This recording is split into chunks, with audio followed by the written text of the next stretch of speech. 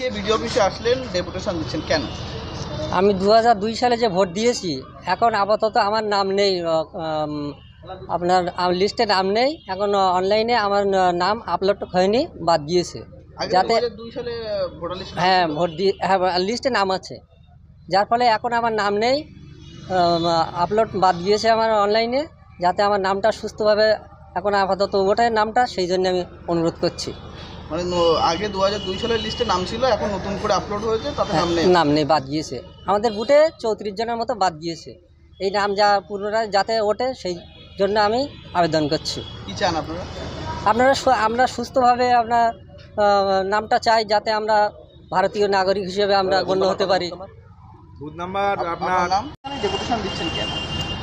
আজকে আমরা ডেপুটেশন দিচ্ছি, এসআইআর যেটা হচ্ছে নির্বাচন কমিশন ঘোষণা করেছেন, এটা মূলত 2002 সালে যে ভোটার লিস্ট, সেই ভোটার লিস্টে যাদের নাম আছে সেই নামের উপরে নির্ভর করেই এসআইআরটা হচ্ছে। আমাদের কাছে তথ্য এবং প্রমাণ আছে যে 2002 সালে নির্বাচন কমিশন যে ভোটার লিস্ট আপলোড করেছে অনলাইনে, তাতে করে প্রচুর দুর্নীতি করেছে। দুর্নীতি মানে প্রচুর লোকের নাম বাদ দিয়েছে, বিশেষ করে সংখ্যালঘু সম্প্রদায়ের নাম তারা বাদ দিয়েছে।